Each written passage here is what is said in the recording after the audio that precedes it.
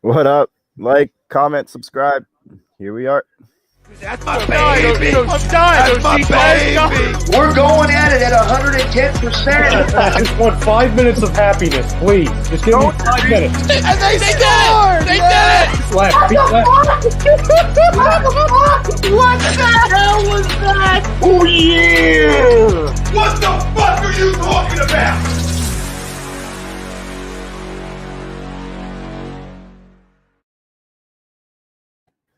Yo. What's going on, everybody?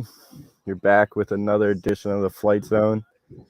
And as usual, a lot of stuff has been going on since the last time we spoke to everybody. Before we get into anything, tonight's show is brought to you by Body Check Wellness.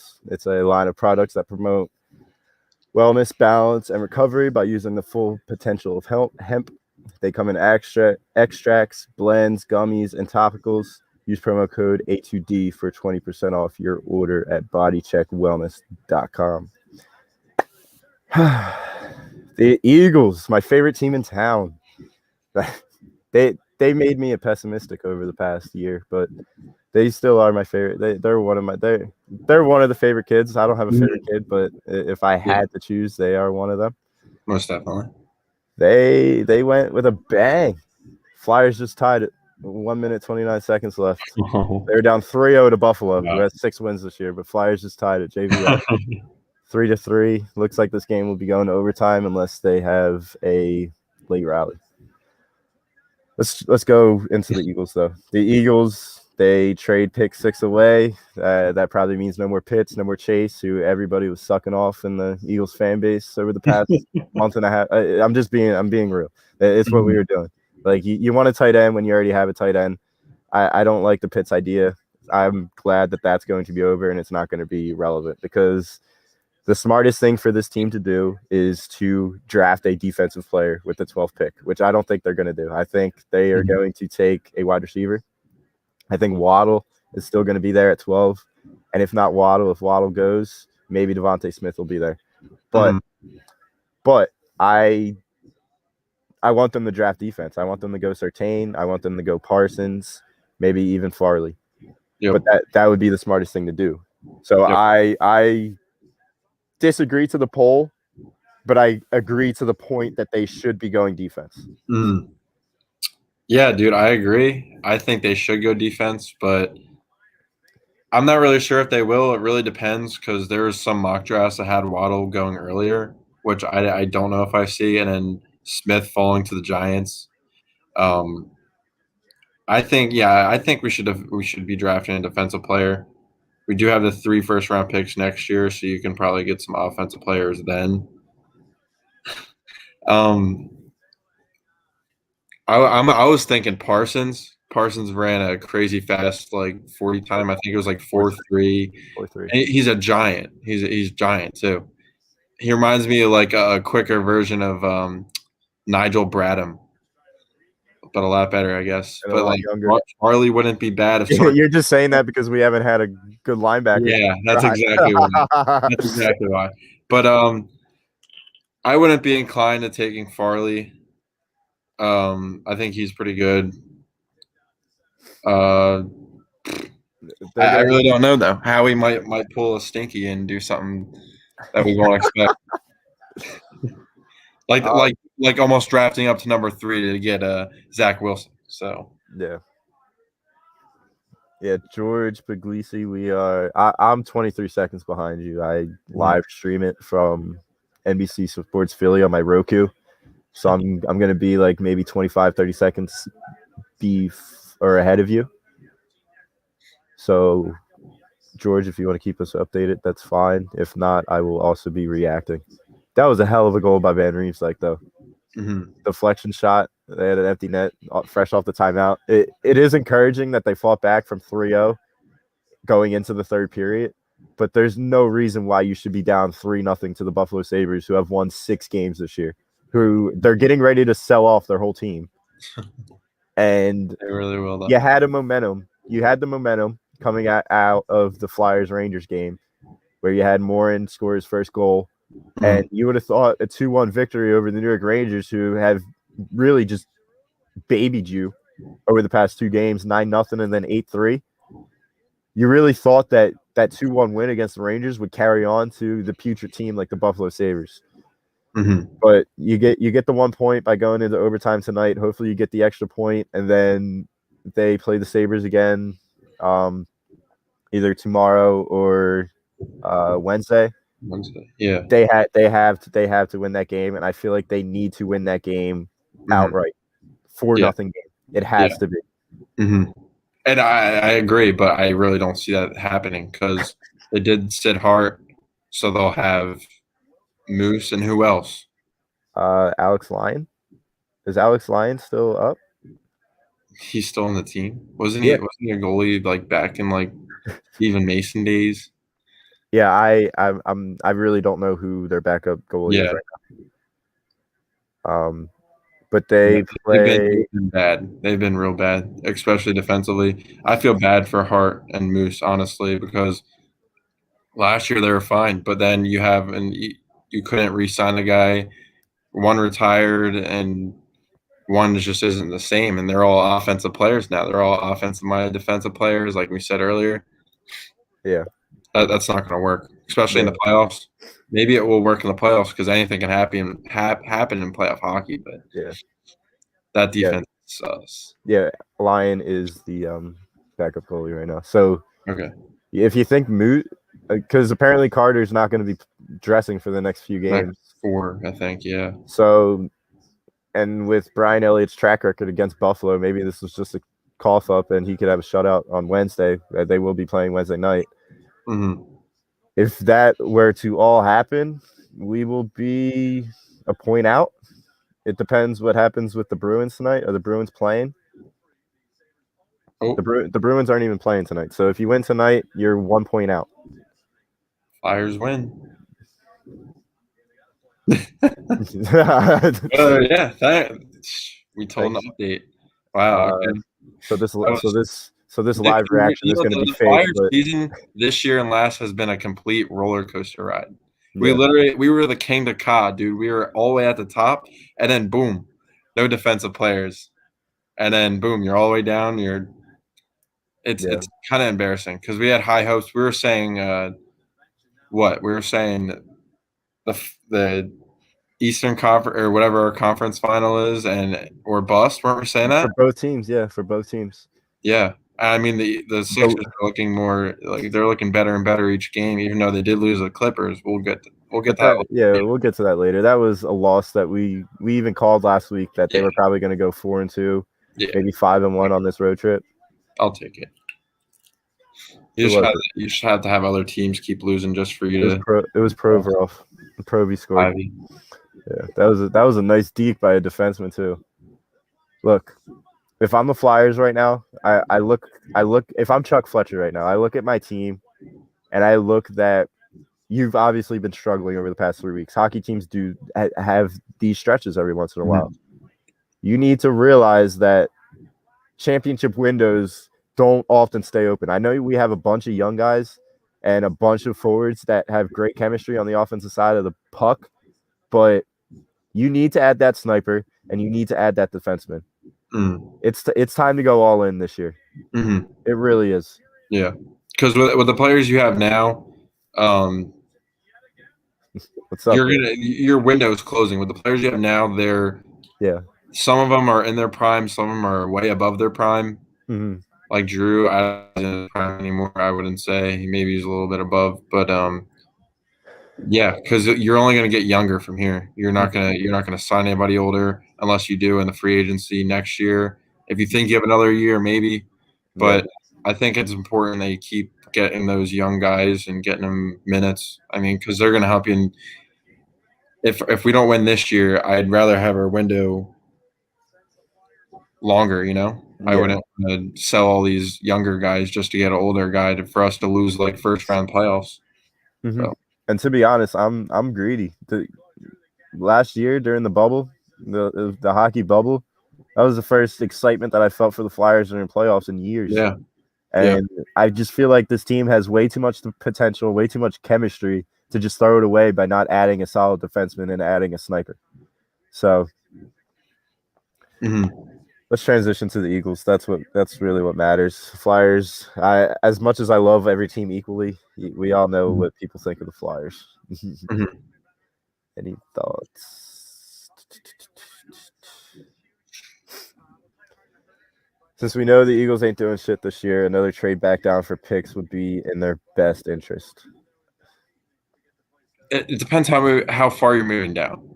If you're moving down 3 picks, maybe. If you're moving down 10 picks, hell no. Because I'll take someone like Horn. I'll take somebody.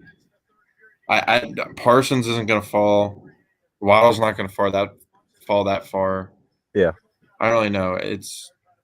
There's some decent players, but not players that can make an impact right away that we need. And this is going back to the point that I've been making over the past 2 weeks. You're kicking the can all the way down this road of restructuring contracts until these guys are 34, 35 years old, where they're going to be making their money eventually. You might as well try and do your absolute best to win this year and next year. Yep. Because those veterans, they're going to start falling apart. They're already showing signs of falling apart. Yep. We're injured every single year. We are. So I disagree to this, especially since Howie Roseman isn't going anywhere anytime soon.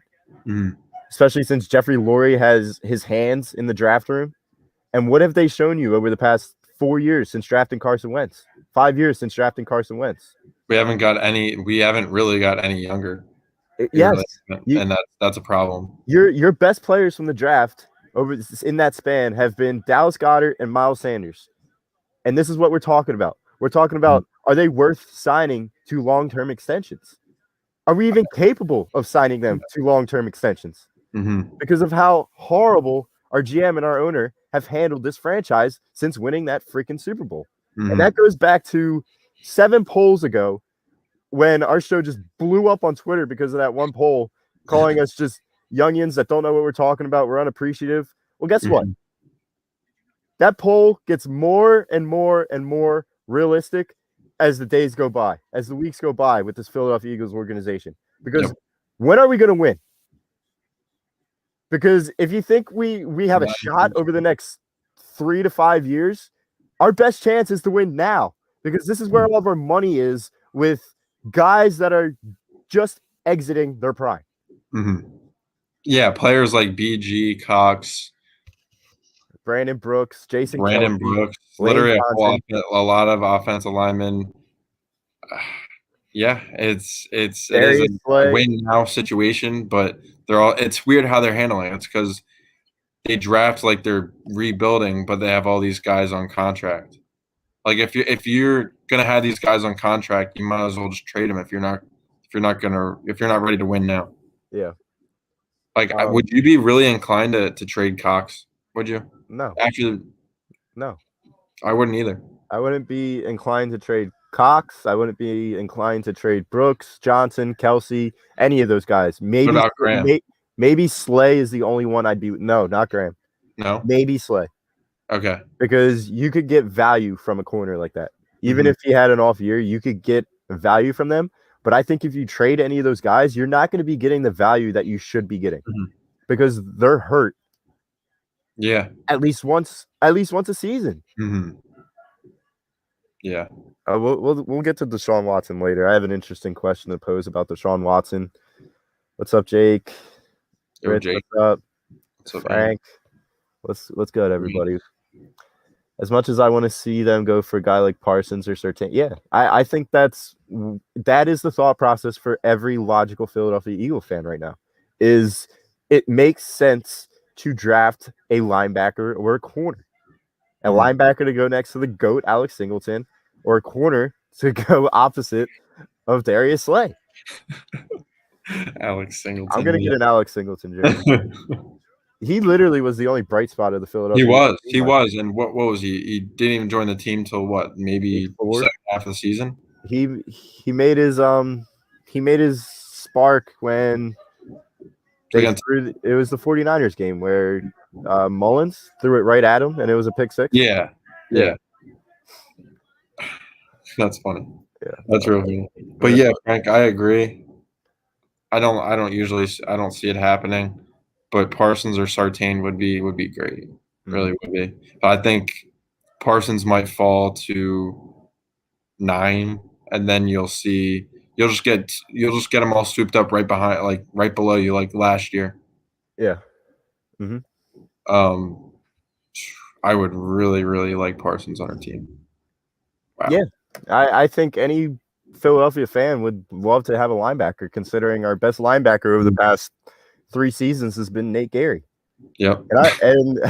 And you and I predicted a bunch of times last season that Nate Gary would be the breakout defensive player of the game. And dude, he's gonna win Defensive Player of the Year this year on San Francisco. He's gonna have maybe 5 interceptions this year. Gonna have the Bosa getting to the quarterback, and they're gonna throw it right to him. He's gonna have like 3 pick six. Yeah. Yo, Tom. What's up, Tom? How we doing? Yes, please hit that like, hit that subscribe, whether you're on Facebook, YouTube, Twitch, wherever you are, hit that like. It was yeah. You should have came like 5 seconds later. It was a joke. It was a joke. we were Was just was it a joke? If Nate Gary is the defensive player of the year this year, I don't even know what I would say. First of all, I don't want it to even be a realistic chance because I want Parsons at 12. I want Parsons at 12. This is what I'm saying, Jay. I don't get my words twisted. This year and next year is the only possible chance we have at winning, because all of these contracts are going to be coming in 2023 where we will have no money, absolutely no money. So, and it's so weird because by the time we'll have all those draft picks, and then we'll have all these paying all these old guys. So why not trade them now? And then because this year you're not going to be contending. Your division's too good now. I can say that now. I can see the Giants winning at least 10 games this year. Yeah, the Cowboys at least winning more than 8, or if not 8 games. But but yeah, if haters gonna hate. Oh man, the haters are gonna hate. They hate the young guys, man. We're not credible whatsoever. It's all right. We don't take it personal. We'll just Jordan Hicks was good, but he couldn't stay healthy. Kendricks was good for a few seasons. Yeah. But then he dropped the bomb on Ertz and called him soft, so we don't really talk about him anymore. Yeah. And yeah, I totally agree with what you said about the Giants. I think this division is going to be significantly better than last year. It couldn't get any worse, but I think it's going to be significantly better. Absolutely. I think a lot of people are putting too much stock into the Washington football team. I think once Ryan Fitzpatrick goes into the season as a starter, he usually chokes. Yeah.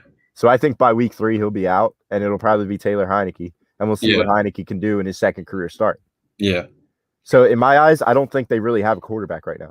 So I think they're going to be flirting with 500. I think they're probably going to be 9-8, 8-9. Giants, I think they're going to get to 10 wins, and then we'll never know what happens with the Cowboys. They could either go 13-3 or they can go 5-11. It really depends how Jerry's feeling. It really depends how if Dak Prescott comes back healthy, if that defense shapes up, because they were the worst defense in NFL history.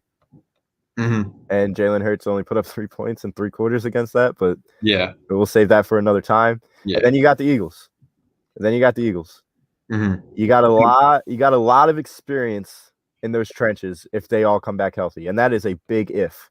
But if they do come back healthy, we could be flirting with 500. Yeah, and I wanted to read a comment real quick. The Marky Mark comment.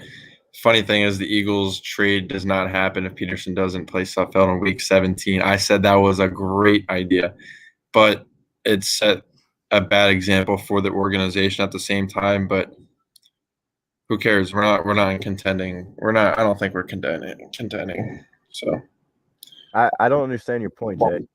This is a joke. They're not even sure who the most important player on this team is, and you clowns think they are confident in competing. Now that's the real joke. The most important player on this team is going to be Jalen Hurts. Because if Jalen Hurts proves me wrong and proves maybe 50% of the fan base wrong, then we're going to be above 500. Mm-hmm. But if he doesn't, then we're going to be below 500. Jalen Hurts is the most important player on this team because he's the quarterback. Yep. We never said that we didn't know who the most important player on this team is. And I'm telling you right now that if the trenches come back and come back healthy, this team has a legit chance for competing the division title. Because even though I think that the division is going to be significantly better, that doesn't mean it's going to happen. Mm-hmm. You really never know. No one knew that the division last year was going to be one of the worst that NFL's ever seen. What's up, Mr. Korkmaz? How's your son doing? Is your son going to be getting minutes in the playoffs now that George Hill is here? Don't worry, he will. When your boy Ben goes down, Furkan Korkmaz is going to come in at point guard. Yeah, and defend 1 through 5. He'll play aggressive. Let me be honest. Let me be real with you. Well, if and when we meet the Nets in the Eastern Conference Finals and Korkmaz is on the floor, who is he going to be guarding? I think they're going to bring him on when other players are on the court. Like if you have Gary Harris on the court, they can guard each other. But if God forbid if he goes off a screen on Kevin Durant, or James Harden, he might be on a highlight reel or two. Do they still have Dinwiddie? Because if Dinwiddie's coming off the bench, he's not coming back. He won't. He has a torn ACL. Okay. Yeah. If they had Dinwiddie and he'd be coming off the bench, that would be scary. And Furkan was coming off the bench, it's over. It's the bench. That's why they're going to be scary next year. Yeah, they do have all these guys that are on 1-year veteran contracts, and they have all the guys right now. But did you just say they did get money for Dinwiddie too, because there's some rule in the NBA where you have all that. Did you say George Harris? I think you said George Harris. Yeah, it's Joe. Joe, yeah. Yeah. Joe Harris. I think he'll be guarding someone like him. I mean, they don't, or TLC, who just got crossed out by Mason Plumlee the other day. I don't know if you saw that. That was kind of embarrassing. Scrub. I'd rather have Corky. Gary. Yeah, you said Gary. You didn't say George. You said Gary. I was thinking of Nate Gary. Wow. Jay, I don't know what that response is to what I just said to your comment. What the hell are you doing here? Just kidding, bro. I love all our fans. Even the haters. The haters are the ones that make us better. Yeah. The defense needs a big-time playmaker, hence Parsons. How can you come in one day and make an immediate impact actually on both sides of the ball? I just don't trust Howie to do that draft-wise. Yeah. I bet you if A2D, like all of us, were to be in that draft room, we would be Super Bowl contenders over the last 5 years. The last 4 years. Yeah. I mean, especially going into this draft. We're not trying to be the smartest guy in the room every day and go pick what's analytically correct, or you got to play it old school kind of. You got to draft who you think's right for your team and just hope. But analytics, that doesn't always work. And you saw it with drafting Ortega-Whiteside. I guess DK didn't do that great in college compared to number 19, but analytics said otherwise, I guess. No, number 19 Jeffrey Lurie said otherwise. Guys, we have 22 watching on YouTube right now, and we have 5 likes. So let's please get that up. Even if you don't like us, even if you don't like us, like, you know. Yeah, Jay Koch definitely gave us a dislike. He definitely gave us a dislike. Yeah. If we had 2, then he definitely did. I have a question for you. Now, the trade happened. We didn't even talk about this immediately. The trade happened. Did you agree with the trade, or did you disagree with the trade? I agreed with the trade. I personally, I thought there was enough talent to have somebody at 12, like a defensive player. Mm-hmm. That's who I was. At first, I was hoping Jamar Chase. Yeah. Or Kyle Pitts, who you hated. But I think now it's not as bad now, because there's so many talented players that you can, like, it's hard to mess up. It's really hard to mess up because there's so many needs for the Eagles right now, and you're just bound to have to draft an impactful player in the first 12 picks. Mm-hmm. Yeah, I think. Let me add to that real quick. All the quarterbacks that might be getting drafted in the first 10 picks. So I think that should be considered too. What do you think about all that? Also, I want to toot my own horn for a second. I told you guys that we were thinking about trading up for Zach Wilson. Apparently, that's what we really wanted to do, but we couldn't get the two. We That's could only so get the three. like the fact that came out is kind of embarrassing. And I know it's all business, but I would hate to hear that as a quarterback. Well, I mean, they did it with Wentz. This is what we do to our quarterbaps. They did it with Wentz, but like it sucks having rumors like that because then I don't know if it breaks trust, you'd say, but it doesn't. You know what I mean? It's just not, I guess, the same. Yeah. That. Unless they start. I just find it ridiculous that this is what this franchise is. This is what this franchise is ran by. It's just ran by a bunch of clowns.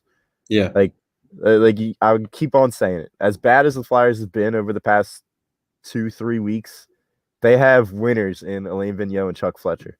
Mm-hmm. As bad as the Phillies have been over the past during the COVID season, I could understand. But you had Joe Girardi, who's a proven winner. Mm-hmm. Now you added Dombrowski, who's been around the league, who knows how to put together a team that's in a win now mode. Mm-hmm. You got the Sixers, obviously. You got the Sixers, who you just had a clown as a coach, great guy, but a clown of a coach in Brett Brown. And then you had a puppy as your GM in Elton Brand. Yep. You never knew who was making those moves for the depth on the team. And it was like impulse trade too. Like, you weren't really you got to think about the future, but you also got to think about what's happening currently. But I don't want to say I don't regret that Jimmy Butler trade or really any other trades besides the fact that we moved up to get Fultz. I think that was probably the worst trade in the last 5 years. So I don't know. Yeah. Philly Fleet, it's A2D. Please give us those likes. It's for you guys. It's for all of us that are a part of this company, and it's the fans are the most important part. This is what we do it for. Please hit that like button. Please hit that subscribe button. Going back to what you said, Harris saw that there was clowns running our organization, so he decided to get Doc Rivers, and he decided to get Daryl Morey. And look at what we are now. We're first in the East, and we're on our way to possibly an Eastern Conference Finals berth. So we'll see what happens. Jay, I asked you a question. You commented. We got an old head, bro. Get this old head out of here. You commented on the question. I gave you a valid response, and then you didn't even answer what I said. What you said didn't make any sense, and then you decided to call us clowns and young clowns. So like I don't even know what that's supposed to mean. Like I gave you a response to what I was trying to say with the issue that you had, and I said it in a respectful manner. I don't know. Do you want me to take my shirt off and do push-ups or something? I don't know what you want. What the fuck? God damn. Let me go back to the question. We went from 6 to 12 with the trade, right? You have the potential to get 3 first-round draft picks next year if Carson plays 75% of the snaps or whatever, or makes the playoffs or whatever it is. This is no radio. Just being real with you guys. So you have all that, right? Thanks, Philly Sports Content Podcast.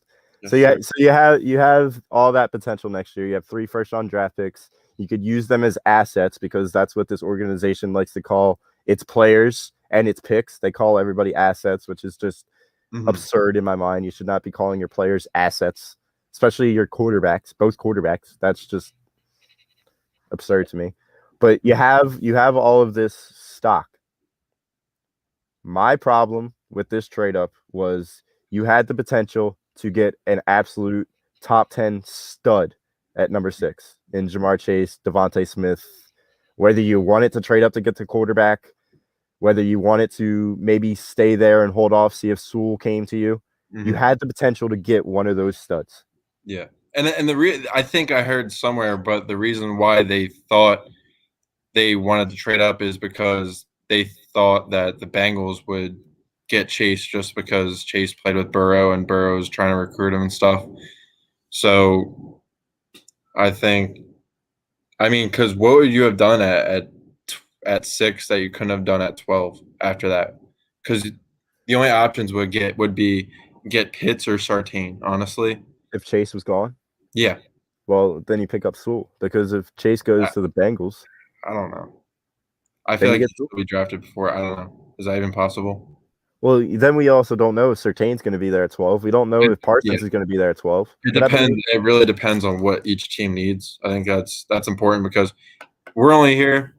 We're college kids. We don't look at analytics. We don't look too much into it like all these other guys should. They just don't.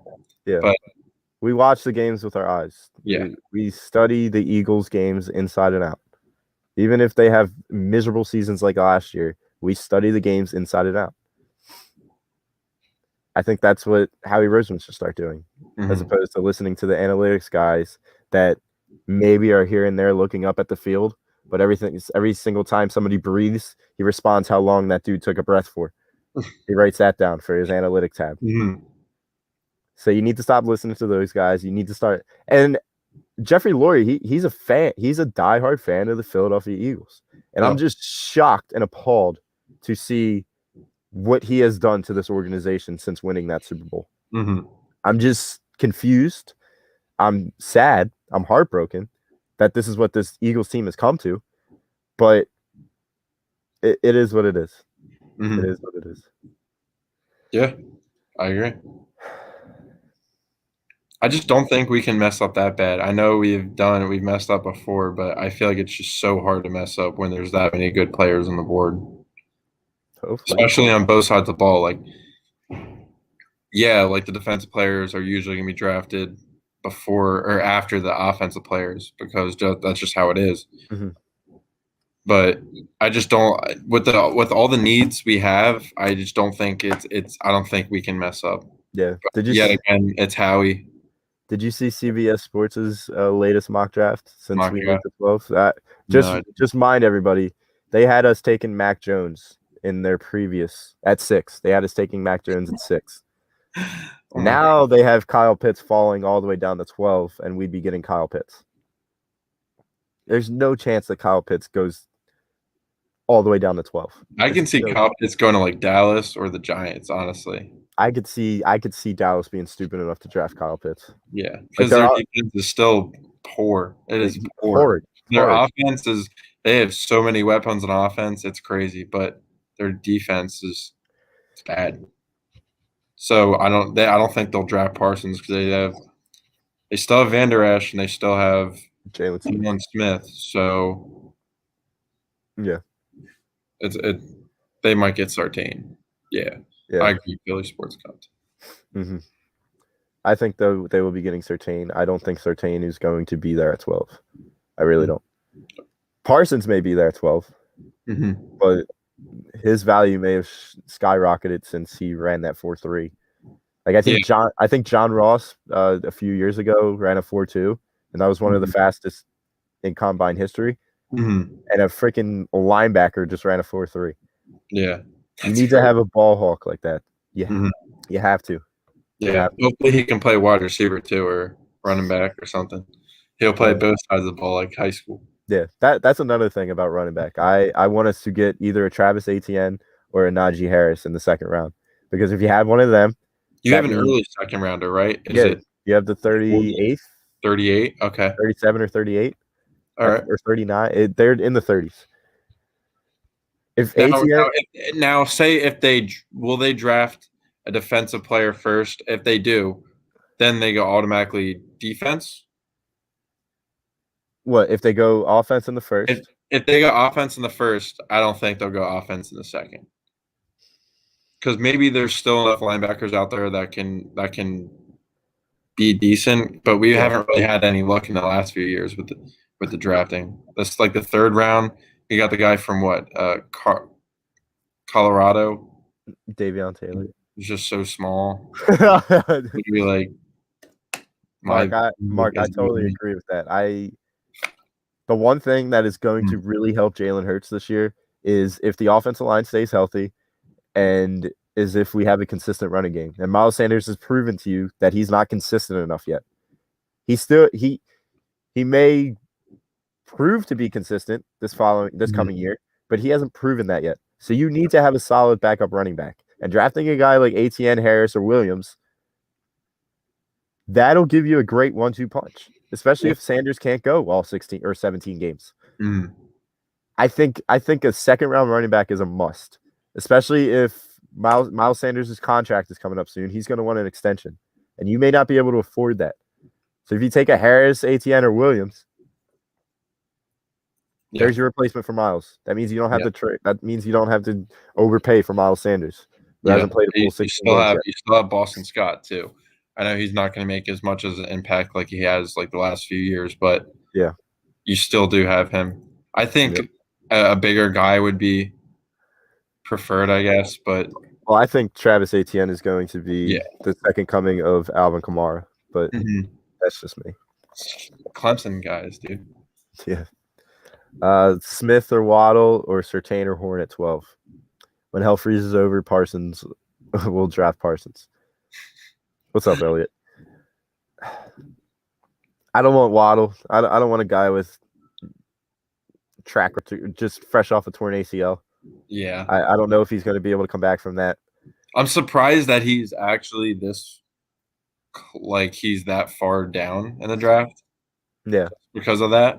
Mm-hmm. Because all these teams go and draft a guy who's been hurt before and they're never the same. But you really never know. He can come back and be better than all the wide receivers that you have out there right now. Yep.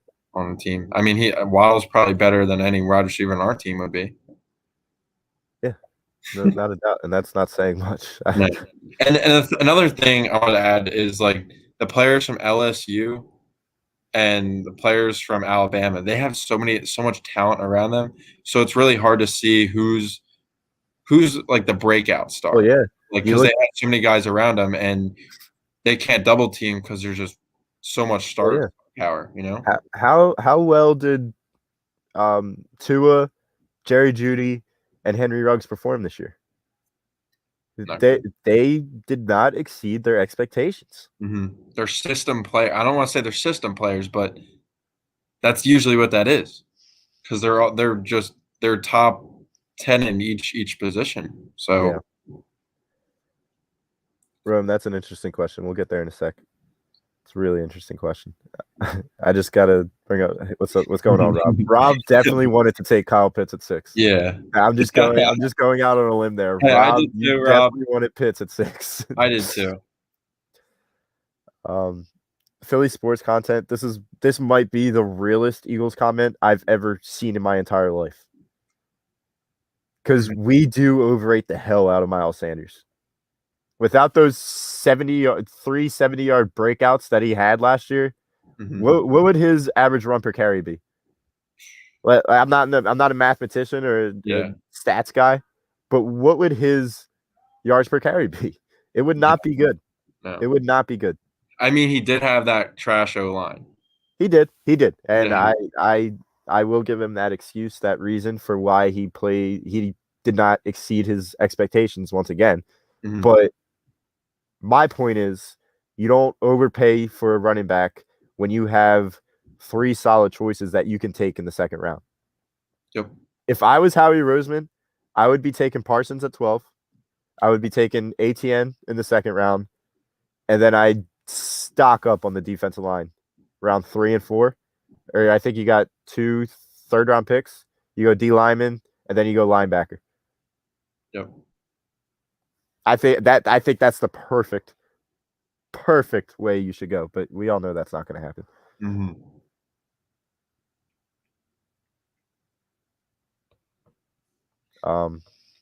Sorry.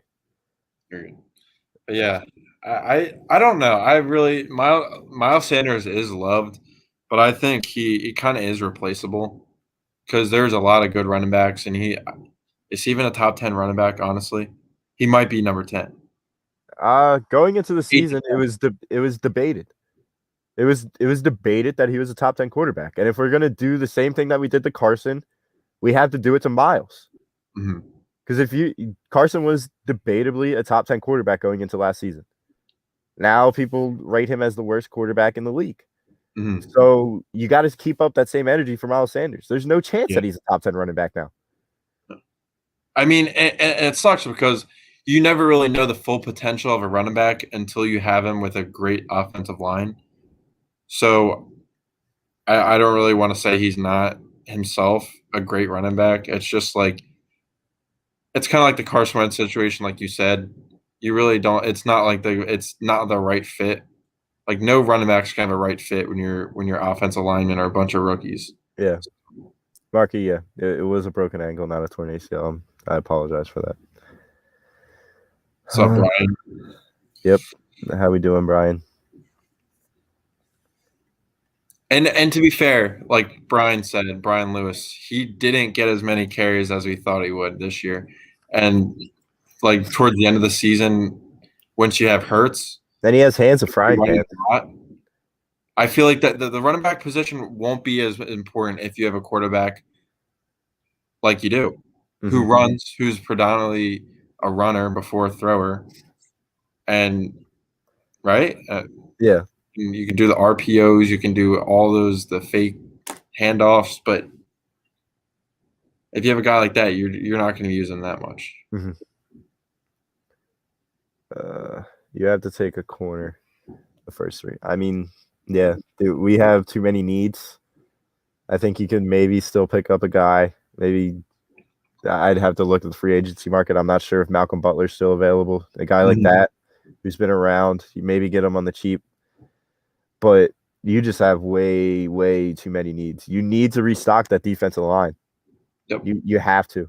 Yeah. Especially if all these – dude, it sucks because we had one of the best defensive lines going into last season and the season before, and they all got hurt. I can't believe that Cox got hurt that many times. The only player that was out there all the time was Brandon Graham. Yeah. And he's – I'm not going to say he's over his prime because he's just in his prime, I guess, right now. He's doing better than he's ever done before. But, yeah, Philly sports content, this is the most relatable comment I've ever seen, ever. We know you listen. We know. It's just – it still will just confuse me to this day what this organization did to this guy. And I'm not gonna let him off the hook. He did have an awful year this year, but – all the haters, you got to look at the underlying circumstances. Any quarterback in that situation would have done hard. You look at Jalen Hurts. Like, he did great in his first game. He played awesome in his first game. There was no film on him. And he played Taysom Hill. He played him at home in a freezing cold where a team is supposed to be playing in a dome. You're running first quarterbacks typically do well in their first few games. It's just the common correlation between a running quarterback and their first game. But what happened in game 2? What happened in game 3? What the hell happened in game 4? And I know we were tanking, but I find it really hard to believe that they told him this is what you're going to do. You're going to throw less than 50% completion percentage, less than 100 yards going into the third quarter, et cetera, et cetera. I digress. Hey. What's up, Fernando? Skank.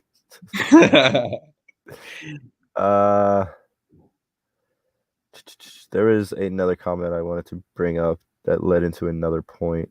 I thought this was hilarious. Elliot. Yeah.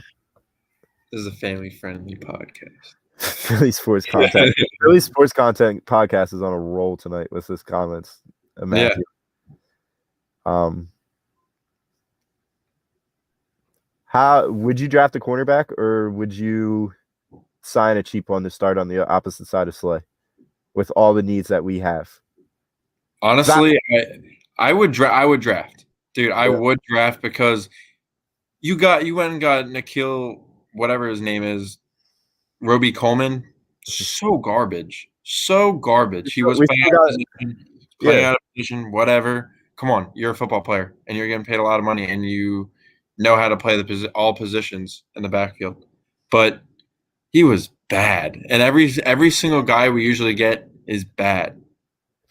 Except for Robinson, we had a few years ago. In the slot. He was a huge part of that Super Bowl. He was. But then I think just having somebody under Slay's wing, I guess, no pun intended, but if Slay gets traded, then that's just one guy that's out, I guess, and because then after that, if you don't sign McLeod, you have really no guys in the backfield that are that can be that Malcolm Jenkins role, I guess I'd say. Yeah. Now, Surtain is most likely going to be going to the Cowboys at 10. If Surtain isn't there, maybe you take Farley at 12, maybe, and then you could keep on playing that linebacker by community. But you either take a linebacker or a cornerback with those first 4 picks. Yep. You don't choose both because you need a run. Boston Scott, I love him. You can't keep relying on him as he's going to be your third option no matter what. Yes. He's going to be your Darren Sproles, like your punch guy. He's not going to be your home run hitter. He's not going to be he's not going to have as much of an impact like I said in the last. And I'm not going to get off this point of drafting a guy like Etienne or Harris. You need that 1-2 punch next to your young mobile quarterback. Look at how the Baltimore Ravens succeed with Lamar Jackson. They have 3-4 running backs that just keep on rotating in. You have to give them that option. You have to give them those decent options. You have to take one of them in the second round, and then that leaves you with your 2 third-round picks. I say you go defensive tackle, and then it's up in the air from there. It really is. I agree 100%. What did you think about Zach Wilson's throw, though? That was pretty sweet. Did you see all the ATD Instagrammers? Yeah. They said they can make that throw. Wow. They would take Surtain because Diggs was okay, but who's going to be their other corner? Like, they have 2 solid linebackers if they both stay healthy and both stay in position. Those linebackers have a lot of potential. Their defensive line is okay. It's not great, but it's okay. It could get the job done. DeMarcus Lawrence. They got Crawford. They got all those guys. And then what does that leave? That leaves that putrid secondary. Yeah. And that's really the only thing they need before they can. They need to build up depth on the defensive line. They need to build up depth on the offensive line, and they need a secondary. Yeah. And I don't think they're going to take secondary. They're going to be a scary team. No doubt about it. So Surtain would probably go to them. Yeah. And that's another thing. The Colts had a run-heavy offense. Sirianni isn't going to want Boston Scott as a second option. If Sirianni is bringing in that role of this is going to be a run-first offense. Yep. So, but yeah, dude, I love the Colts running back by committee. They're two first-year guys. They have had a hell of an impact this year, especially with what's his face going out, their other running back. Ritz, like it up on the Twitch chat, boys. Like it up.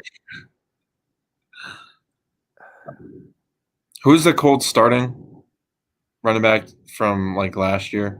Jonathan Taylor. 2 years ago, rather. The one that got hurt. What was that? The one that got hurt. How many years ago? It was like 2 years ago.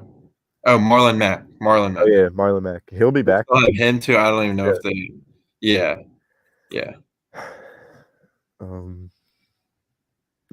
Farley. I feel like Farley's is the best corner in the draft, but I just don't see the Eagles taking him. I just really don't. I honestly think they're going to go with either Waddle or Smith. If Smith is still there, they're going to go Smith. If not, I think they're going to take Waddle. I think they're going to take a receiver. I do not want him. I do not want him at Waddle all. or Smith? I do not want Waddle. I'll take Smith, though, I guess. Because he did win the Heisman. It's only been done, I think, 3 times, 4 times ever. For a receiver. So, yeah. That's pretty impressive. But still, he did have guys around him that put less pressure on him, because they weren't doubling him every time. And J.C. Horn, what do you think about him? I was watching his highlights the other day. I was impressed because he was doing again good against a player like Smith. Yeah, I still think Caleb Farley has that dog in him. I think he's the best corner in the draft. I just don't see them taking him. And I look at Parsons as a Penn State fan, and I look at that 40, even though he didn't play this year. Chase didn't play this year either. Even though Parsons didn't play this year, I just think we haven't had a ball hawking linebacker ever. Ever. Yep. Trotter wasn't a ball hawker. Those types of linebackers don't exist anymore. No. You need to get a linebacker like Parsons. And if he reminds me of Clay Matthews, but just quicker and just he's huge. Mm-hmm. He's huge and he can run fast, and that's really all you need. Because he can honestly, if he's running that fast, he can play off like inside, outside. He can play anywhere. Yeah, and I think huge. I think if you honestly pair him next to an Alex Singleton, who was averaging over 10 tackles a game when he started, like let's not get that twisted. He was making plays. Sometimes he went down the wrong gap, which is understandable because he was playing in the CFL a year ago. Yeah. But with the experience that he got, if you put him next to a guy like Parsons, I think that's a great linebacking duo. Yep, absolutely. If we took Waddle at 18, I would not be mad. I don't know. If we traded again back to 18, maybe I would take him at 18. But if I don't know, I honestly would just trade out of the first round by then and just get more picks for next year. Yeah. Yeah. Wow, Don, you're a troll. Troll. He's so happy. we just got our second dislike. Do you think that was the old head? I think he got thrown out of chat, so I don't think he was watching anymore. I didn't throw him out. I don't throw people out. I invite the hostility. I am so open to hostility. I am so open to open debates. Criticism, yeah, we love it here. We love so being open to that shit. Young and stupid. It's funny. It is. Yeah, but I just don't think those types of linebackers are here anymore. Like Patrick Queen, maybe, but even Queen was out of. Wow, if we had him, that would have been. Because if you had him this year, then you wouldn't have had to draft Parsons. Yeah, and then you wouldn't have drafted Davion Taylor in the third, and you maybe could have added another weapon for Wentz. Mm-hmm. So it's funny how things work out. Yeah, I 150% disagree with that statement. Tom, I totally disagree with this state. Like, he got paid, and then he carried a practice squad team to the playoffs. Mm-hmm. Like, how do you just say I'm not getting triggered over Carson Wentz anymore? I can't do it. Yeah, I can't do that anymore. Like, I don't understand the Carson Wentz hate anymore. Like, Carson Wentz lives rent-free in the haters' heads as much as he lives rent-free in his lovers' heads. And that's a fact. Tom, I'm sorry. I may have done that by scaring off the old head, but it's fine. It's fine. Yeah. I guess he's probably new to the social media or something, or I don't know. I'll vomit if we draft him. If we were to get him at 18, if we were to move back, maybe I'd take him. But I don't know. I just don't like drafting people coming off injuries, and the way that we're already injury prone, that our whole team is injury prone. It's just why would you do that? But I mean, injuries are they're prone to happen in the NBA or in the NFL. Like, anything can happen. But we have for sure been the most injured team in the NFL over the last, even during the Super Bowl run. Yeah, like we have been quarterback, an MVP quarterback getting hurt, and then you going to win the Super Bowl with there's players hurt on the offensive line. You had Jason Peters out that year. They were running out with the jersey in his hand. You remember that? Yeah. Mylata was like, or not Mylata, Vitae was running out, dreams, nightmares, holding his jersey and stuff during the Super Bowl. Yeah. That was funny. This is how you see that he didn't lose his heart after even getting paid, because he single-handedly had an outstanding MVP-esque season while he was on that contract. So that BS is just gone and over with. But Philly sports content, we can't dwell over the past. It's Jalen Hurts season, even though I think Joe Flacco will end up starting a game. Joe Flacco season. Hey, he did win MVP, Super Bowl MVP once. So it's intriguing for some fans, maybe. I don't know. Oh, Yeah. we talk about this every podcast. Every podcast. It's what if we had DK Metcalf and Justin Jefferson? What would happen? Like, it's just absurd. It's just so sad to think about how much more the fans know than Howie Roseman and Jeffrey Lurie. Mm-hmm. And I'm not saying that to be pretentious. We know more as fans. Everybody in the chat knows more, even though we may not disagree, or even though we may not agree with each other all the time with stupid shit like involving Carson Wentz or stupid shit like taking Surtain or Parsons. At least we know that we need to be taking a defensive player in the first round. At least we know that. Yeah. Even when we disagree, we're smarter than Howie Roseman and Jeffrey Lurie. Mm-hmm. And that's going to be the downfall of this organization. Like I say every single podcast, every blind squirrel finds a nut every once in a while. Hopefully this draft is the nut that Howie Roseman finds and Jeffrey Lurie finds. It feels like they need it. Yeah. We need it bad. I don't think they'll draft out for Wilson anymore. I think they tried it and know, like, if there was even more reports, it's oh yeah, you hate to see it. And I hope we don't go and trade as much as I like him on the team, Watson. I don't.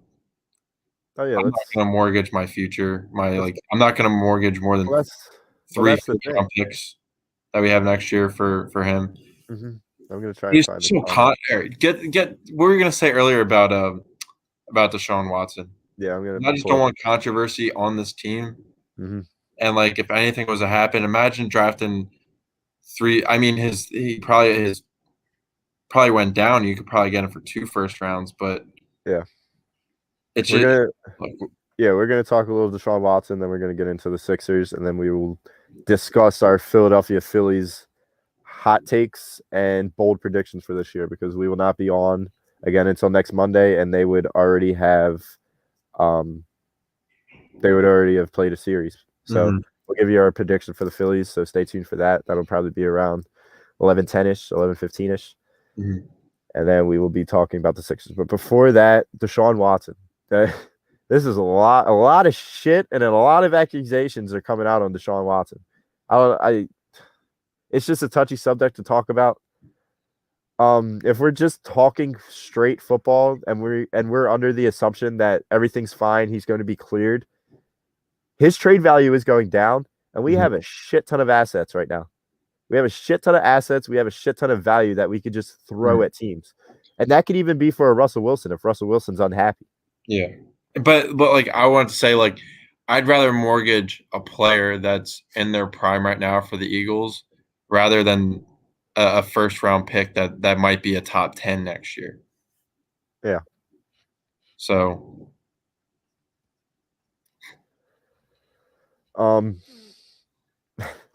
Yeah, Brian. I'm up in the air with it. If he's all cleared, all free, nothing's happened, it was just false accusations, I'm totally for getting him while his stock is low.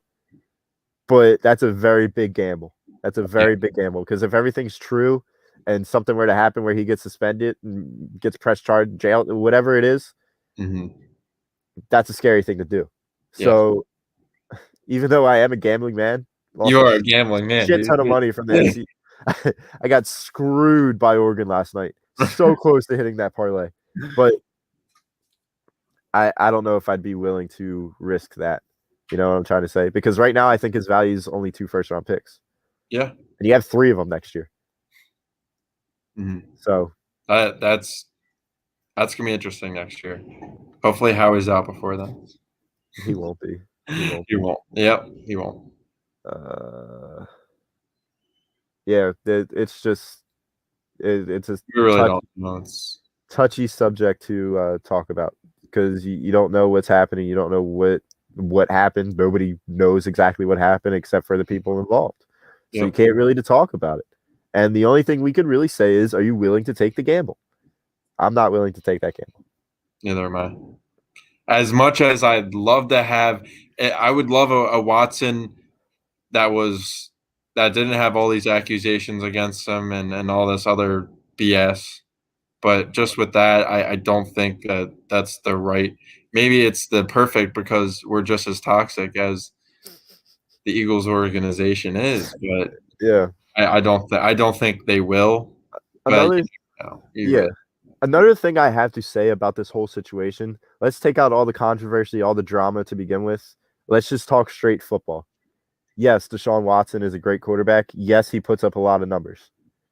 Last year, he had 4 wins with an offense he had a lot more talent on the offensive side of the ball than what we had. So if you mortgage the future, whether that's 1 first-round pick, 2 first-round picks, for him to come to this shit show with receivers that are less of the caliber that he had in Houston. Yeah.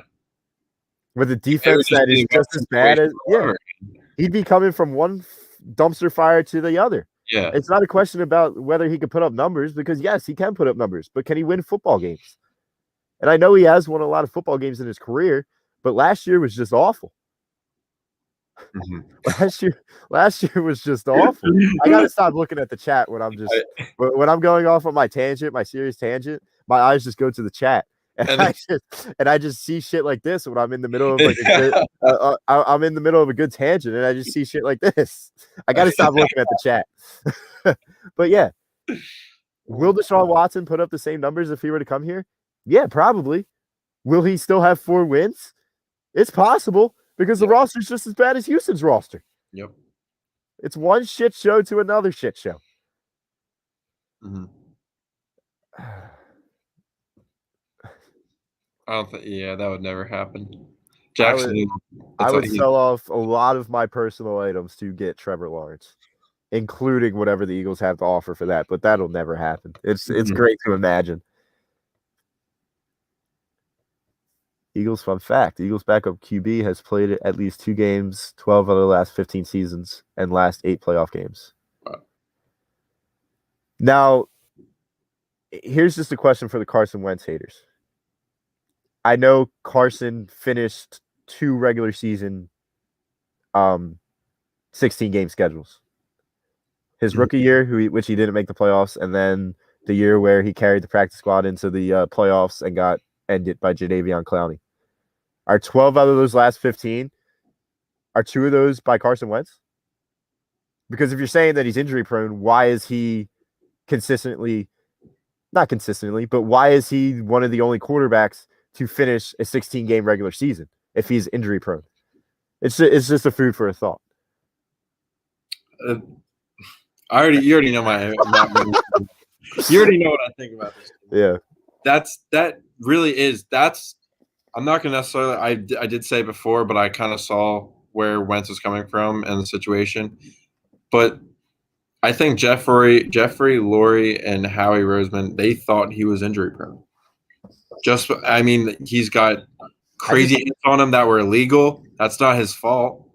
But injuries happen all the time. And it's just he was just an unlucky player for those 2 seasons he got hurt. So yeah, but you look at your offensive line, and if you say Carson Wentz is injury prone, you got to say that Lane Johnson, Brandon Brooks, Jason Peters, you got to say that all they're injury prone. So why didn't you draft a replacement for them in the second round? Quarterback. Yeah, a quarterback that just brought you to the playoffs single-handedly. 4,000 yards, 30-something touchdowns, 7 interceptions. The offensive line was with him though, so for the most part, I don't know. It's a hard subject to see. Jason Peters running on and off the field, Lane Johnson running on and off the field, Boston Scott as your starting running back, Greg Ward as your starting slot receiver, Charlie something Davies, Davis, whatever his name was your outside receiver. JJ Arcega-Whiteside was your receiver that had the most potential with that group, and he dragged him to the playoffs without getting hurt in a 16-game season. You had drops by Nelson Aguilar. You had drops by Dallas Goedert. You had drops by JJ Arcega-Whiteside in the beginning of the season where they easily could have flipped from losses to wins. The Falcons game, the Lions game, the Patriots game, all those games, drops in crunch time. Carson lays complete dimes, dropped. Easily could have been 12-4 as opposed to 9-7 that year. Mm-hmm. And if you're 12-4, you don't have to play the Seahawks in that wild card game. I know I'm giving a shit ton of excuses for Carson Wentz right now, but I'm just being real. Yeah. Yeah. But our boy, your boy's gone. Your boy's gone. What's up, Chrome? Yo. Wow. Yeah, Chrome, I want them to do that. I just don't think they will. I think they're going to go for that shiny toy if Jalen Waddle or Devontae Smith are there. Yep. And if there was a team that wanted one of those wide receivers, would you trade back again? I'm sorry, say that again.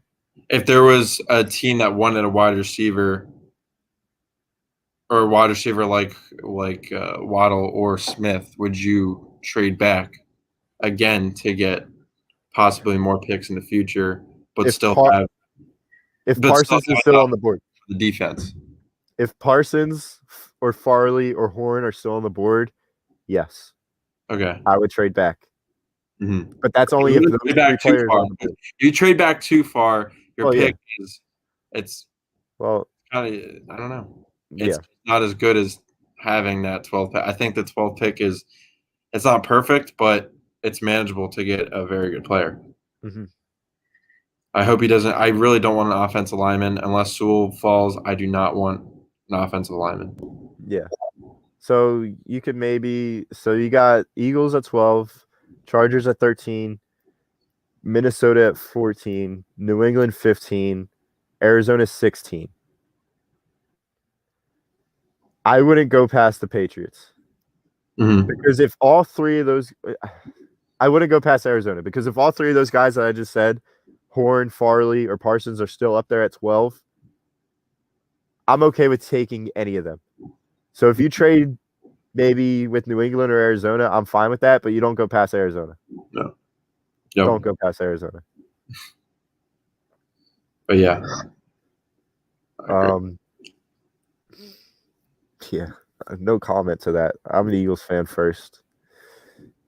No comment to that. Jimmy does want to see that happen, but he can't say it. I don't want to see that happen. I want the Eagles to win every single game that they possibly can. I said it with a straight face. It's so hard to believe. But no, I know we're all Philly fans here. But that's his boy. So hey, everybody's allowed to have their favorite athlete. Like, I don't understand the toxic nature around that. Like, I'm telling you straight up, I'm an Eagles fan first. I'm going to cheer for the Eagles no matter what is on the line. Hurts will be your boy by week 5 when we're 5-0. So, or will Joe Flacco be my boy if we're going for? Hey, I don't know. We're just. I'm just saying if it ends. I'm not saying it's going to happen. After that Super Bowl win, we've been cursed. We sold our soul to win one Super Bowl, and that's why we posed that poll several weeks ago where we got blown up for it. Like 8K views saying that we're stupid and saying we're ungrateful. I know that Super Bowl meant a lot to me. It was the best day of the 22 years that I had on this planet, 21 and a half years I had on this planet. I was just thinking for the future because I'm not even going to say anymore. Someone's going to clip that and put it on their Twitter, and then there's going to be another controversy. As Marky Mark just said, I'm not saying anything about Wentz anymore.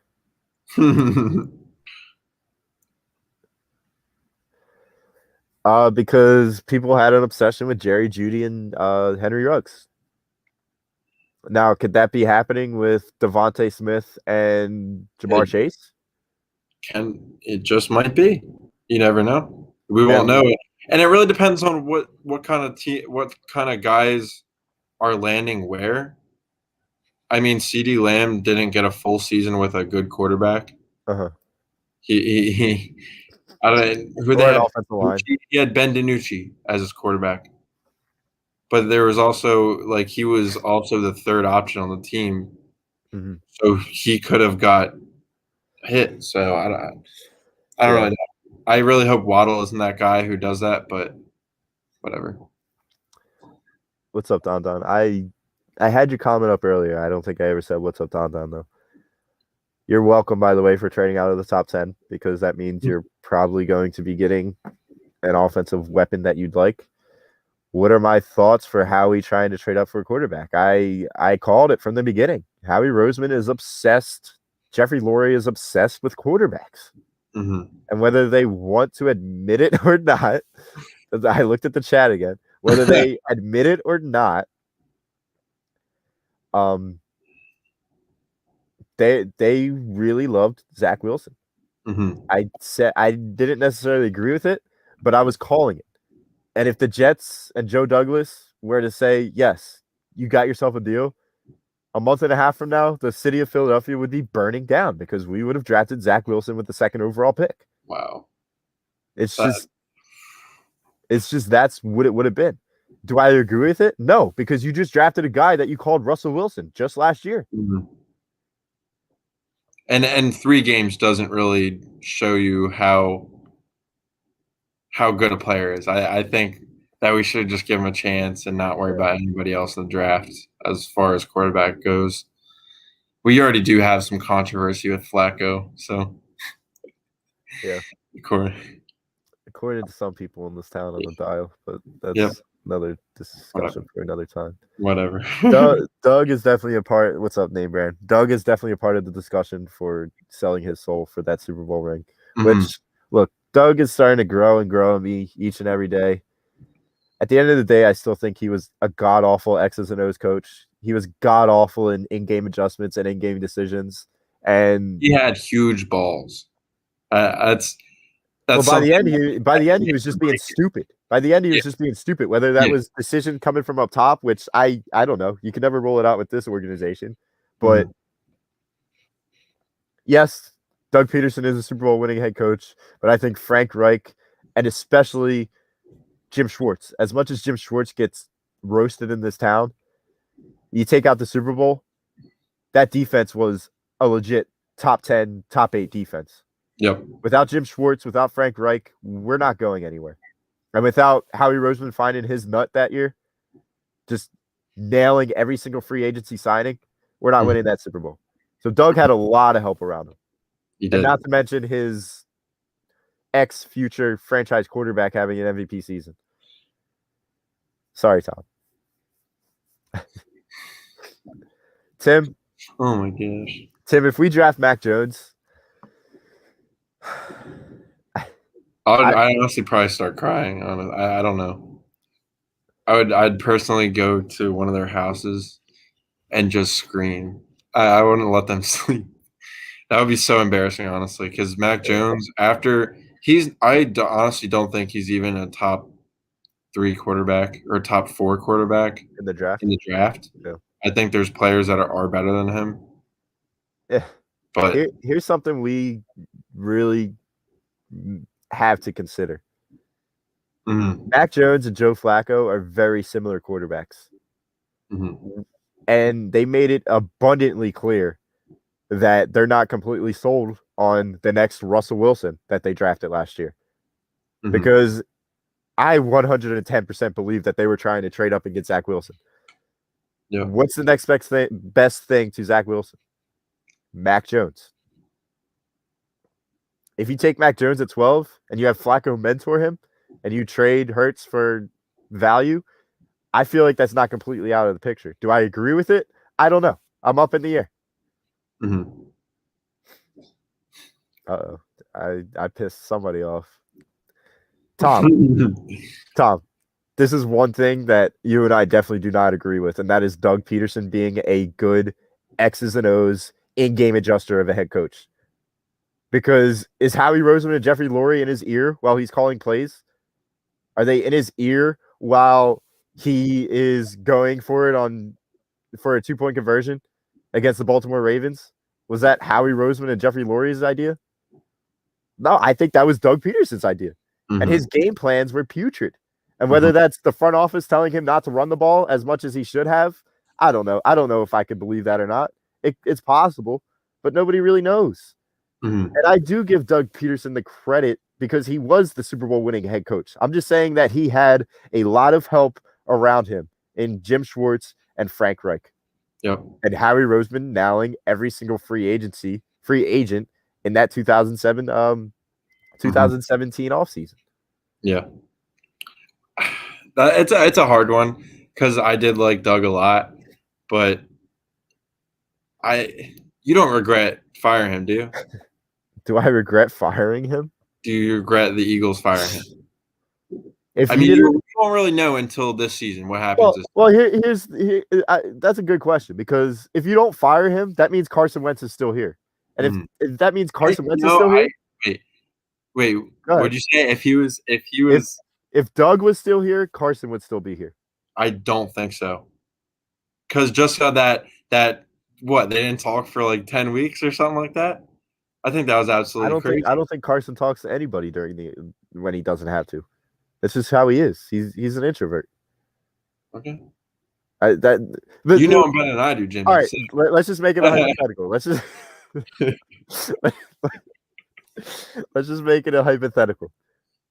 If Doug is still here, Carson's still here. And if those two are still here, Howie Roseman's still here. So you have the three most important pieces of a franchise in the NFL still here after an abysmal 4-11-1 season. Mm-hmm. That there is an issue with that. Somebody had to go, and clearly Howie Roseman wasn't going to be going, whether we agree with it or not. He wasn't going to leave. Mm-hmm. I agree. So Doug or Carson had to go, and it ended up both of them had to go. Yeah. Do I agree with it? I think he's a bad head coach, X's and O's wise. Yeah, I think just having all those risks he took, it helped us for a few, like that 2017, 2018 year. But how did that help us last year when we were going for 2-point conversions every time and not making them? And the year before that? Yeah. I mean, we probably had a better team that one year when we had Wentz, and we had, I wouldn't say better, but we still had a decent team. And to only lose, like, I know that the Saints too were a good team, but you could have went back that year. Or the people you still had, you could have went back. Maybe. And that was without Frank Reich too. So yeah. He's a head coach now. So he definitely was a legit offensive coordinator. Another thing that I need to tell the Doug lovers is, even though he wasn't allowed to pick his coaching staff, he still wanted to keep Mike Groh as his offensive coordinator. He still wanted to keep Press Taylor as his quarterback coach. What in the world did they do for this football team, for this offense? Nothing. So that shows you just how much he knows how to build a coaching staff. Mm-hmm. And Nick Sirianni could be just as worse, because he just put together a coaching staff full of 28-year-olds. But that's neither here nor there. Brian, the organization is a shit show.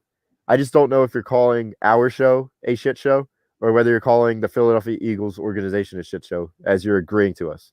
So if you could he's saying it's a shit show, not our show. But okay, good. I just need. To some viewers, we might think we have a shit show going on here, but yeah, the Eagles are a shit show right now. They're down there with Houston, in my opinion.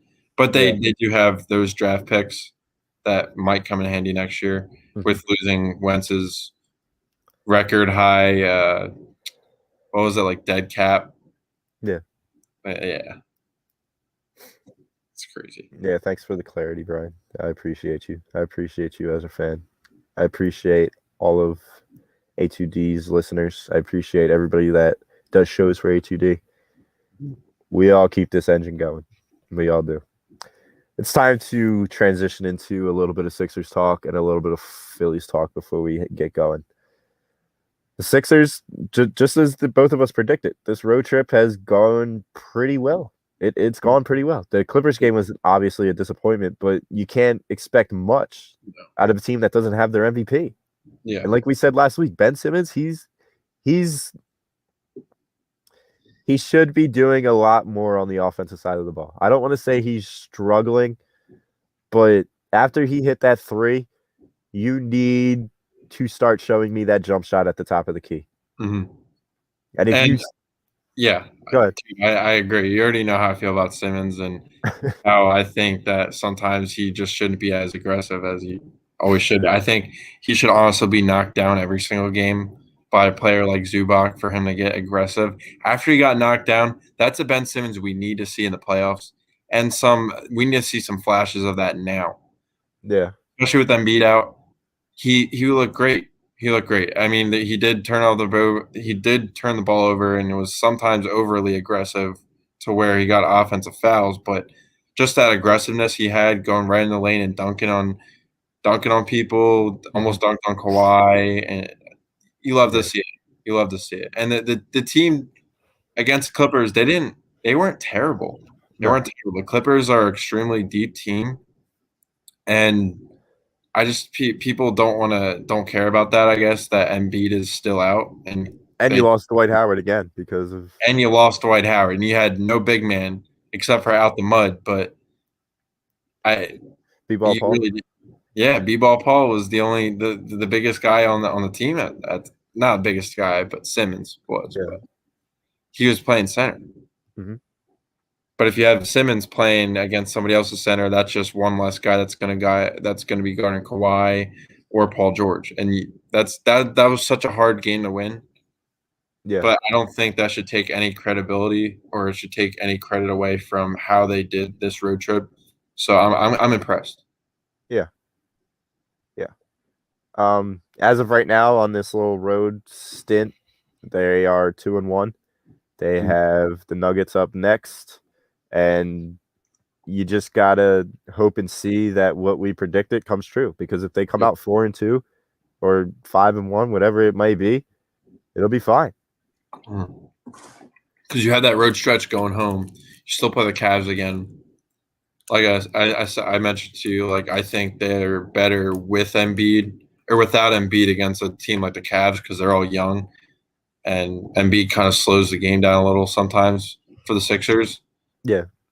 But I feel like if you win these next two games, you won't see Embiid back, which might help in the long run.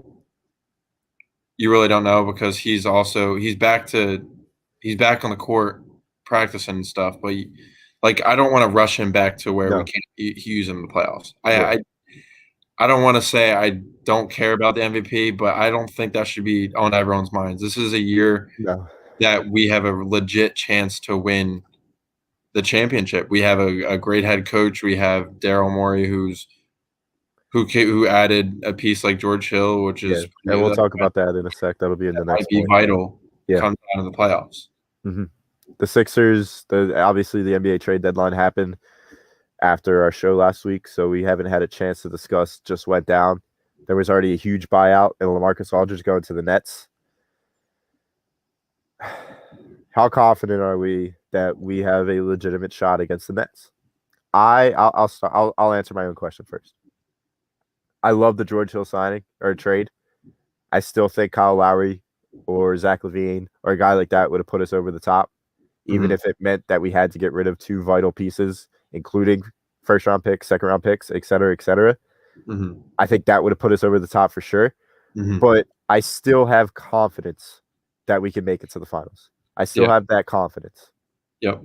George Hill's I don't think we should lose confidence just because they added a 35-year-old guy who plays zero defense. They just added him because he was a big guy, and they still don't have a big man that can guard Embiid. That's the thing. Yeah. But I want them to get somebody in the buyout market, but I'm also seeing who the hell is on the buyout market that we can honestly use that would start or that would have playing time in the playoffs. Because you don't have that stretch four. You don't have that guy that can play the five. I mean, you could get Cousins, but now you're really depending on Joel Embiid's health. Because if you don't get anybody else, you have Dwight Howard and B-Ball Paul. As much as we love B-Ball Paul, is he going to be able to play significant playoff minutes? I know he's a tough dude. Yeah. He went against one of the Morris twins. Yeah. And not backing down, but is he going to be productive enough? And that's what I worry about. Production. Would you get Cousins? I can't remember the last time he played 2 games consecutively, dude. We talk about injury problems. Maybe once he comes to Philly, he'll get that potion of just staying healthy. But we all know what happens in Philadelphia. Everybody just gets burned. Yeah, it'll be worse. Yeah, it'll probably be worse. But I wouldn't be too opposed to bringing in Cousins. I mean, because I feel like every contending team has brought somebody in, like LaMarcus Aldridge, Andre Drummond. The Bulls, even though they're contending for the A spot, they brought in Vucevic. Yeah, where the hell's our big guy? I mean, we already have a big guy that's an MVP, but we have also Dwight Howard, who always gets who's always getting texts and always getting game. He's had a really good season. Playoffs, absolutely not. I don't think he would hurt the team that bad. Oh yeah, the refs don't like him that much. The Lakers ejection was just awful. Yeah, it was just. I didn't see it live because I was on my way back from practice. Mm-hmm. But I was listening to the radio, and then I ended up turning back on for the live reaction with Tom and the boys and you. But I'm not one of the boys. You're my guy.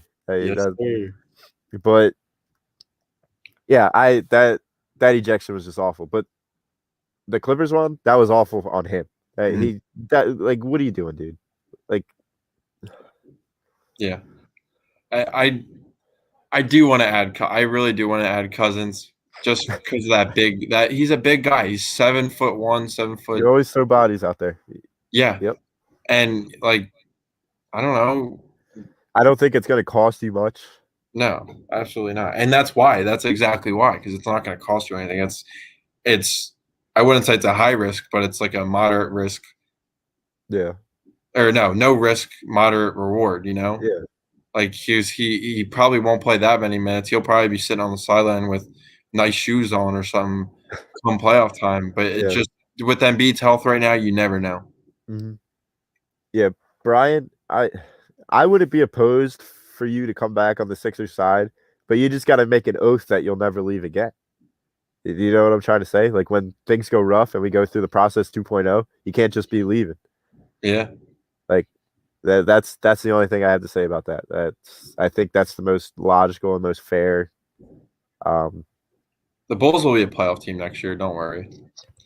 Yeah. Getting Vucevic and having Zach LaVine and a few other younger guys that are decent. If you guys tank for the rest of the year and get a good player in the draft, I could say that they might get an 8th seed. Well, yeah. If you get that kid from Oregon who just was lighting shit up yesterday, you get like a Cade Cunningham. Yeah, he's crazy. Him next to Zach LaVine with Vucevic and Kobe White. Yeah.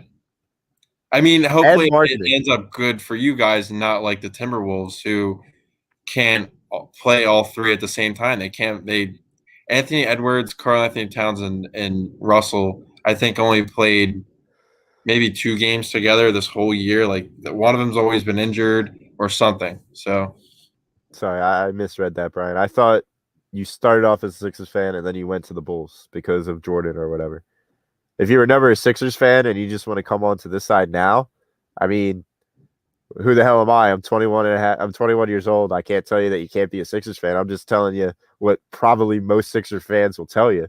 If you want to start converting to a Sixer fan, I'm all for that, but you got to make the oath that you're going to stay with us, you know? Yeah. That's it. But it's also like we were in that for 4 years, that stage. Like I was never going to convert to another team, obviously, but like I don't think he's actually serious about converting, but I mean, it is nice to be a 4-for-4 guy, but yeah, it is. But I don't know. We have some guys that are like Rangers fan in New Jersey, where we guys who are Giants fans, Eagles fans. Just think about how special that 2008 World Series felt. Even though you were 7 years old and I was 9 years old, the amount of passion and the amount of camaraderie there was in the city of Philadelphia, considering it was our first championship in 25 years. It's just something to say about being a 4-for-4 guy. It's just passion. The fans we have, it's crazy because we have some crazy ass fans, but they're passionate as hell. And that's really what you need as a fan base. Like what differs us from a team like us, Boston, and some New York teams, Chicago from a team from like California who don't care about that sports that much. Just like we're like all blue collared people out here, and we work. We want to see our money go to use when we buy these tickets, you know? And the jerseys. Yeah. I'm still waiting for my Carson Wentz Colts jersey. I think it's on back order. Like I ordered it. It's an official jersey. I'm still waiting for that, but yeah, I could never even think about leaving one of these teams. Even if we were to draft Mac Jones, even if we were to draft a freaking punter as one of our third round picks. Yeah. I'll never be able to leave because I would have been gone by now. I would have been gone by now after they drafted Jalen Hurts, but I'm still here. So, yeah. What are your seed predictions? Oh, seed predictions for the Sixers. I mean, we're holding off. We're holding off well right now. I think, like we said, if we only come out of this trip with 1 or 2 losses, we could still be in the 1 seed with Joe coming back in maybe a week or 2 or 3. And if you could just keep up the way you're playing without him, I don't see how you could lose that first seed. Yeah. I mean, obviously, like, I'm not going to be mad if we don't get the 1 seed. Like, I'm not going to be say, oh, we have no chance. But that extra playoff game is going to be – that playoff game at home is going to be very, like, vital at the same time. Well, if you look down to it, if you come into the second round, would you rather play the Bucks or would you rather play a team like the Knicks or the Heat? Yeah. Yep. That's the only question. Like that, yeah. And the Knicks are going to give people headaches. They will. They're going to. I can see. They kind of remind me of a team like. They remind me of the Memphis Grizzlies from when they had like Mike Conley, Tony Allen, Rudy Gay, Zach Randolph, and Marc Gasol. Yeah, like they remind me of a team like that. They're gonna be annoying. Yeah. Or like a team like the Heat a few years ago when they took us to like 6 games. Yeah, James Johnson. Like annoying little games like that, like annoying little teams like that will. But I mean, they played the Sixers tough all year. They really have. But they can't beat us. It's been what 19 games. Yeah. Even when they should beat us, the refs bail us out like they did that overtime game. They really did bail us out. That was crazy. And another thing is like I don't usually go off on the refs, but that Clippers game, that was pretty bad. Like because we've gotten bailed out by the refs. The Jazz game, we got bailed out.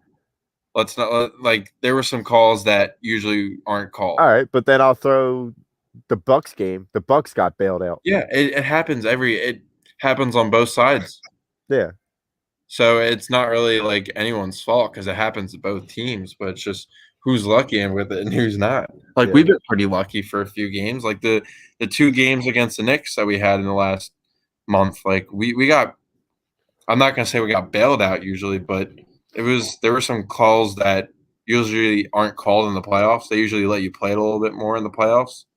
But a win's a win. So I guess we could put it that way. A win's a win. No matter how you could get it, whether it's a quadruple bounce after you traveled from the inbounds pass. Yep. We'll talk about it. Let's transition to the Phillies for the last like 10 or so minutes of the show. They have a season coming up. They have a season where I feel like it's really 50-50 with the expectations. I feel like a lot of people are saying they'll be fine if they don't make the playoffs, just as long as they show improvement from being that 500 team. But I think when it comes down to it, we're all going to be expecting playoffs by August. Yeah. Because if you look back at the last 3 years, there's been collapses in August and September. Yep. You can't collapse again, especially with the bullpen that you just built up and a manager in Joe Girardi that is a proven winner. Yeah. Phillies haven't done too great this preseason, but it's the preseason. I don't care who you lose to. You can lose to a minor league team. I don't really care. As long as you're playing as you should in the games that actually matter, I think it's important. The pitching hasn't necessarily got any better. There's a few guys that I saw that like might show small glimpses, but nothing special. Aaron Nola has to get back to like ace form. Yeah. Or this is gonna be a long season. and just having those what is it, 120 games, 100. No, it's a full season this year, I believe. They're going the full 162. They're starting on April 1st. Yeah, they're starting April 1st. They're ending October or September 30th. That's a lot of games. It's a lot of games. Yeah. It's a lot of games where you can improve, but it's a lot of games where you can have collapses like the Phillies had the last 3 years. Well, yeah. So it depends. And you can blame some of that on Gabe Kapler. He was never that great. He was never that great. But with Joe Girardi, the Yankees usually never flop. I mean, yeah, they have like the most money of any franchise by like triple, but still, he never choked like that. Yeah, it was bad because you were 5 games ahead first place, and then you were like almost last in the division with down there with Miami. Yeah. I need a bold prediction from you for the Phillies. Do you want me to give you mine first, or do you want you? Let me hear yours first. My bold I have a couple. My top prediction is our first 3 guys are going to be the best 3 guys in our division. They're going to have the most wins. They're going to have the best ERA combined. Mm-hmm. I think we're going to go past Scherzer, Corbin, Strasburg. I know those are just 3-headed monsters. You're going to go past DeGrom and Carrasco. I really think Eflin is going to have a hell of a year. He needs to have a good year because I've been so high on him for the last 2 years, ever since he really got some starting roles. Yeah. I just think it's that consistency, and obviously hiring a new pitching coach is is going to help. Well, yeah. Let me tell you why. Eflin, he needs to figure it out against left-handed hitters. Mm-hmm. His right-handed pitching or right-handed batters, he solves them every single time. It's the left-handers that he could never solve. I think he's going to solve that this year. If he solves that, his ERA is going to be in the low 3s, high 2s. And he's going to have 12, 13, 14 wins, baby. Yeah. Last year, Wheeler had an ERA of 2.3 something. I think that's going to stay like that. Yeah. And Nola's problem is not showing up in big games. And I feel like he is on the clock to show up in those big games. And I think he will come through. If all of that happens, you have the best starting 3 in the division that is stacked with pitchers. Yeah. And I think like a part of the problem with Gabe Kapler is that he was so into analytics and this and that and all numbers. He's a numbers guy. And there were some situations where I thought maybe we should bring in somebody else right now. Then they didn't, and then they got 5 runs scored on them. They just got to know how he is as a pitcher. I feel like they haven't really seen him struggle, and it's really new to them. So they really need to like bring him down and try to see what he's kind of more about. You know what I mean? Yeah. Because there was those times, man, where they wouldn't take him out, and he'd be doing great. He'd be doing great, and then they take him out, and then they didn't take him out. He'd get 5 runs scored on the next at bat. So even though that's not possible, but you're an exaggerator sometimes. It's okay. Yeah. What's your bold? Another bold prediction I have is Philly Sports Contact said it. Harper's going to win the MVP.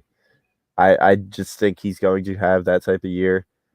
I really hope if his batting average stays above 280 and he gets 36 home runs, 120 RBIs, I see that type of season. He's going to have a shit ton of runs, and his on-base percentage is going to be among the tops of the league. And I think that's an MVP caliber season. I think nobody's going to do better than that. Yep. I have a pretty nasty one. I don't think a lot of people will like it, but I think that the Phillies will be top 3 in most home runs by a team, but they won't make the playoffs. That's a pretty crazy one because if you're top 3 in home runs, you usually make the playoffs. But the pitching, man, I'm still not sold on it until I see a half a season, which sometimes isn't enough for me because they usually blow like the next half. Yeah. Like after the All-Star break. Uh-huh. I don't know. Yeah. And also, the leading home run hitter will be Didi Gregorius, in my opinion. I think. It's Call me solid. crazy. Call me crazy. No, that's a solid bold prediction. I just don't think he's gonna have more than Harper. He might have the second most. I think Harper's just gonna go off this year. Mhm. I really do. Who do you think will be the top 5, let's say, for most home runs hit on the Phillies this On season? the Phillies, I think it's gonna be Harper, Didi, Reese. Realmuto? What are you thinking? I'm between Bohm and Real Muto right now. They'll be 4 and 5, and then McCutcheon will be a close 6. Okay. I'm saying Didi, Harper. That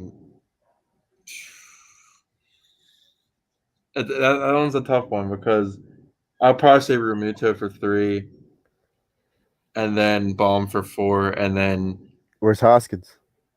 I don't know. Because we're not making the playoffs if Hoskins He's doesn't gonna be show up this traded. year. He's gonna be traded, I think. For a Mid-season, he's gonna be traded. So for you a won't be pitcher? able to see. For a pitcher? Yeah. Mid-season, he might be traded for a pitcher, but maybe Hoskins 5 or 6. Yeah. But Well, if that happens, you got McCutcheon too. Bohm will move to first. Segura will go back to third, and then what happens? You bring up Scotty Jetpacks to play second base, Second base, yeah. or Bamboo Brad. It depends how he's doing.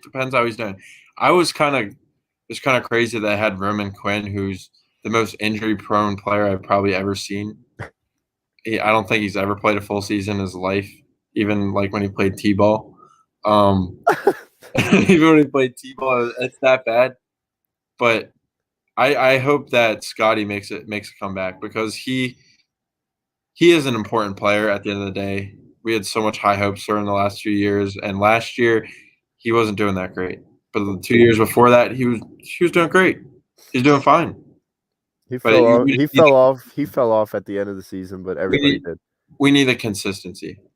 That's what we need to make a playoff run. Yeah, I don't necessarily dislike Roman Quinn as much as other Philly fans do. I think he's a solid player. He just, like you said, he needs to stay healthy, and as long as he's putting up tough at bats, that's a win. Yeah. Because if you get him on base, what's the likelihood that he's going to get a run? Mm-hmm. But he just needs to stay healthy, and that center field is going to be a carousel. It's going to be between Odubel, Roman Quinn, Mickey Modiak. Yep, you got all those guys. He's been doing pretty well in preseason, but I don't think he'll be set up before Kingery. Yeah, but yeah, that was a fun show. I like talking. I like a show when we could talk about the Eagles and when I could get passionate about Carson Wentz. Really do. Yep. I want to say thank you to Mark, Rock the Artist. He came in late. Brian, it was fun debating. All these guys. Don, it's always a pleasure. Brian, Tom, of course, the boss. Thank you, Tom. We have so many people in the comments that they give us content to talk about. Mm-hmm. We love talking about the content. Even the dad, Jay was his name, calling us clowns. It's fine. I appreciate that. I 100% appreciate that. Mm-hmm. The Philly Sports Podcast guy, you and I were like a T right now. We had the same mind all game. But yeah, it was a fun show, boys. We'll see you guys next Monday at 9:30. The dumb kids will be back. We'll be back. Don't worry. Yep.